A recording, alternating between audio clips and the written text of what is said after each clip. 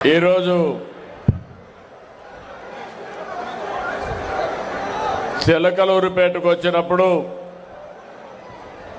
నాకు అఖండ స్వాగతం పలికిన సోదరీమణులందరికీ, ప్రత్యేకంగా రైతు సోదరీమణులందరికీ నమస్కారాలు, అభినందనలు, శుభాభినందనలు. ఈరోజు నేను 3 మంచి కార్యక్రమాల్లో పాల్గొంటున్నాను. ఒకటి, మీరు చూస్తే శారీరక మానసిక ఆరోగ్యాన్ని ఇచ్చే యోగాలో ఉదయమే ఉండవల్లి కేవ్స్ లో ప్రారంభించి అన్నకు సాయం చేసే అన్నదాత సుఖీభవ కార్యక్రమానికి ఈరోజు నేను ఇక్కడికి వచ్చాను. నా జీవితంలో దీనికంటే ఆనందమైన రోజు లేదని మరొకసారి మీ అందరికీ విజ్ఞప్తి చేస్తున్నా.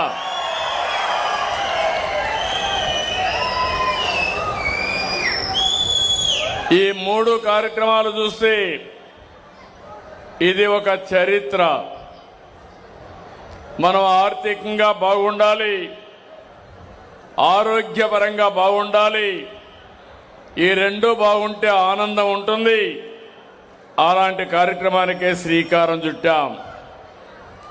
ఈరోజు మీరు చూస్తే ఎన్నికల ముందు నేను ఒక మాట చెప్పాను.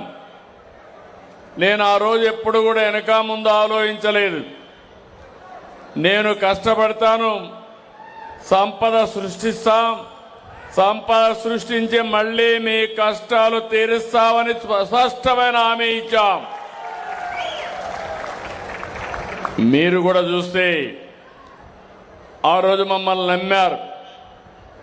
ఇప్పుడే ప్రధానమంత్రి నరేంద్ర మోడీ గారు మాట్లాడారు. పిఎం కిసాన్ కూడా ఈ రోజే ఆయన మీ అకౌంట్లో డబ్బులు వేశారు. నేను అన్నదాత సుఖీభవ కింద మీ అకౌంట్లో డబ్బులు ఈ రోజే వేశాం.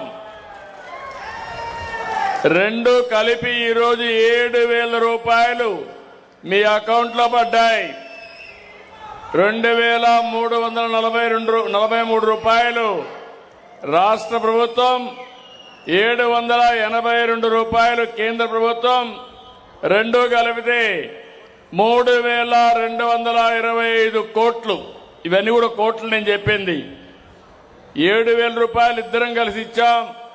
అందులో వాటా చూస్తే 2,343 కోట్ల రూపాయలు రాష్ట్రం వాటా, కేంద్రం వాటా 782 కోట్లు, 2 కలిపి 3,125 కోట్లు.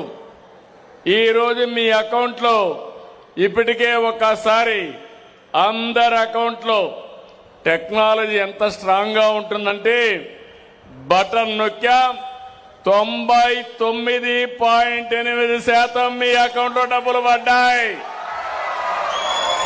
పడ్డాయా లేదా అని మిమ్మల్ని అడుగుతున్నా. పడ్డాయంటే ఆ సెల్ ఫోన్ తీసుకొని లైట్ ఆన్ చేసి నాకు చూపించండి. పడ్డాయనే వాళ్ళందరూ 1 నిమిషంలో చూపించాలి.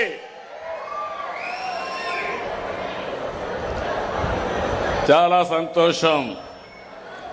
ఆ రోజు నేను చెప్పింది 20,000 రూపాయలు ఇస్తా ఉన్నాం. కేంద్రం 6,000 రూపాయలు, రాష్ట్రం 14,000. ఈరోజు మీరు గుర్తుపెట్టుకోవాలి, కేంద్రం రాష్ట్రం 20,000 రూపాయలు ఇస్తామని చెప్పి మాట నిలబెట్టుకున్న ఎన్డీఏ ప్రభుత్వాన్ని గట్టిగా మీరందరూ కూడా అభినందించాల్సిన అవసరం ఉంది. గడిచిన ప్రభుత్వం విధ్వంసం, అది కూడా ఒక్కసారి గుర్తుపెట్టుకోవాలి. ఆ రోజు మీరు చూస్తే 12,500 ఇస్తామని 7,500 చేతులు దులుపుకున్నారు. నేను ఒకే మాట చెప్పాను, 2 ప్రభుత్వాలు కలిసి నమ్మండి, విధ్వంసం నుంచి మిమ్మల్ని వికాసం వైపు తీసుకెళ్తామని చెప్పాం. మీరు నమ్మారు. ఆ రోజు నేను, మన మిత్రుడు పవన్ కళ్యాణ్ గారు, జనసేన అధినేత కలిసి ముందుకొచ్చాం. ఆ తర్వాత బీజేపీ ప్రధానమంత్రి నరేంద్ర మోడీ గారితో కలిసి ఎన్డీఏ ఏర్పాటు చేశాం. అది ఒక చరిత్ర. ఎవరిని పెట్టినా గెలిపించారు. నేను రాజకీయాల్లో చాలా రోజుల నుంచి ఉన్నాను, కానీ 94% పెట్టిన అభ్యర్థులు గెలిపించిన ఏకైక ఎన్నిక 2024.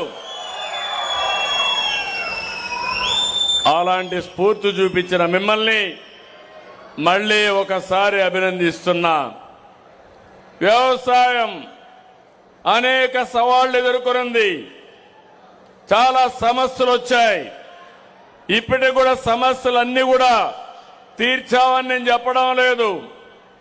ప్రపంచమంతా ఈ సమస్యలు ఉన్నాయి, మనకు ఆ సమస్యలు ఉన్నాయి. అయితే ఈరోజు రైతన్నకు అండగా ఉన్నాం.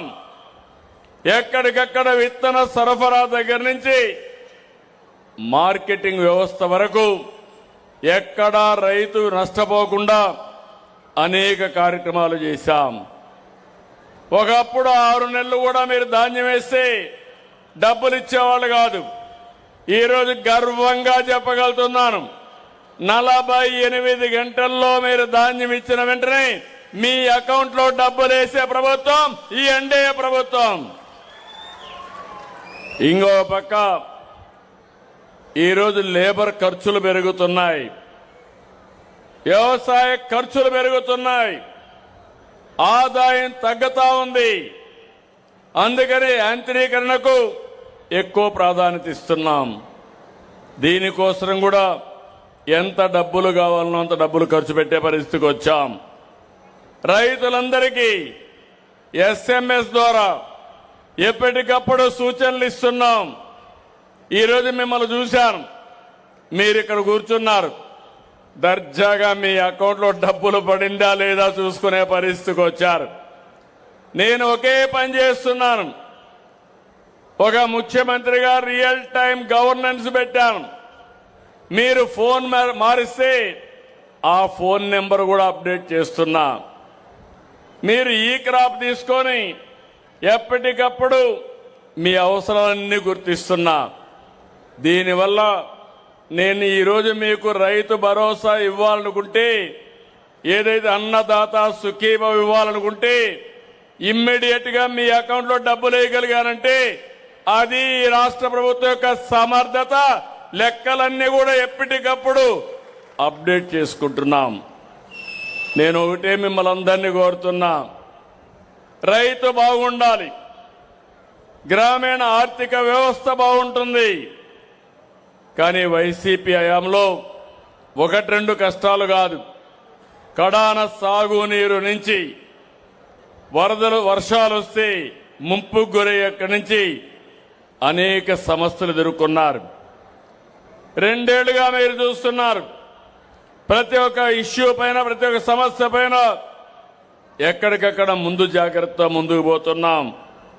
ఇక్కడే రైతులున్నారు. ప్రధానమంత్రి గారు చెప్పిన విషయం కూడా మీరు విన్నారు. మన భూమి మన తల్లితో సమానం. అలాంటి భూమిని మనమందరం కూడా తాత్కాలిక లాభాల కోసం ఎక్కువ యూరియా వేయడం మొదలుపెట్టాం. ఏ వ్యక్తి అయినా అనారోగ్యం ఉంటే మందేసుకోవాలి. మందు పేరుతో స్టెరాయిడ్లు వేసుకుంటే దానివల్ల ఆ తాత్కాలిక ఫలితం ఉంటుంది, కానీ శరీరం కూడా శాశ్వతంగా ఇబ్బంది పడే పరిస్థితి వస్తుంది. అది భూమికి కూడా అంతే. మనకు కన్న తల్లితో సమానం మన భూమి. ఆ భూమిని కాపాడుకోవడానికి రైతులు ముందుకు రావాల్సిన అవసరం ఉంది. అందులో కూడా యూరియా లేకపోతే పెస్టిసైడ్స్ వేస్తే ఇప్పుడు టెక్నాలజీ మారింది. మొన్నే గుంటూరు నుంచి 3 కంటైనర్లు చైనాకు పంపించిన మిరప తిరిగి వచ్చింది. దానికి కారణం అక్కడికి పోయిన వెంటనే టెస్ట్ చేశారు. టెస్ట్ చేస్తానే అందులో పురుగు మందు కానీ ఎరువులు విపరీతంగా ఉన్నాయని, ఇది ఆమోదయోగ్యం కాదని తిరిగి పంపించే పరిస్థితికి వచ్చారు. నేను ఒక్క విషయం మీ అందరినీ కోరుతున్నాను. ఈరోజు మనం ఒకటే గుర్తుపెట్టుకోవాలి, ప్రపంచమంతా ఆధునీకరణలో టెక్నాలజీ పెరిగింది. ఏ పంటైనా సరే ఆ పంటలో ఎంత క్రిమిసంహారక మందులుంటాయి, లేకపోతే ఎంతవరకు ఎరువులుంటాయి, కెమికల్ ఉంటుందో అవన్నీ కూడా అధ్యయనం చేసే పరిస్థితికి వచ్చారు. దీనివల్ల ఎవరు తినే పరిస్థితిలో లేరు. కొన్ని దేశాలు దీన్ని బ్యాన్ చేసే పరిస్థితికి వచ్చారు. ఈరోజు మనం పండించే ప్రతి ఒక్క పంట అంతర్జాతీయ మార్కెట్కి వెళ్లాల్సిందే. గుంటూరులో తయారయ్యే మిరప ప్రపంచంలో అనేక దేశాలకు వెళ్తుంది. ఇక్కడ పండించే అనేక పంటలు ఒక పంట కాదు, వాణిజ్య పంటలు ప్రారంభమైందే గుంటూరు జిల్లా నుంచి. ఇప్పుడు రాయలసీమ మొత్తం హార్టికల్చర్ హబ్గా తయారైంది. ఇంకో పక్క ఆంధ్ర మొత్తం అక్వాకల్చర్ హబ్గా తయారైంది.